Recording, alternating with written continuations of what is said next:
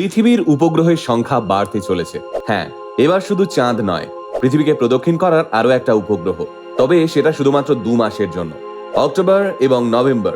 কিন্তু 2 মাস বাদ দিয়ে কি হবে সেই উপগ্রহটার? বলছি চলতি মাসেই এই বিরল মহাজাগতিক মুহূর্তের সাক্ষী হতে চলেছেন পৃথিবীবাসী।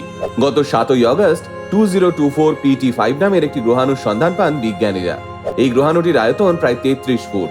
আগামী 29শে সেপ্টেম্বর এই PT5 গ্রহাণুটি পৃথিবীর মাধ্যাকর্ষণ শক্তি বলের মধ্যে ঢুকে পড়বে, আর তারপরেই সেটা পৃথিবীর একমাত্র উপগ্রহ চাঁদের মতো আচরণ করা শুরু করবে।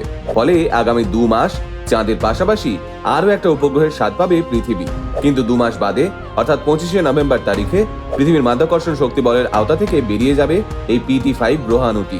তবে আপনি যদি ভেবে থাকেন চাঁদের মতো এই উপগ্রহটিকেও খালি চোখে দেখা যাবে, তাহলে সেটা ভুল ধারণা। মাত্র 33 ফুট আয়তনের এই উপগ্রহটিকে দেখার জন্য চোখ রাখতে হবে শক্তিশালী টেলিস্কোপে।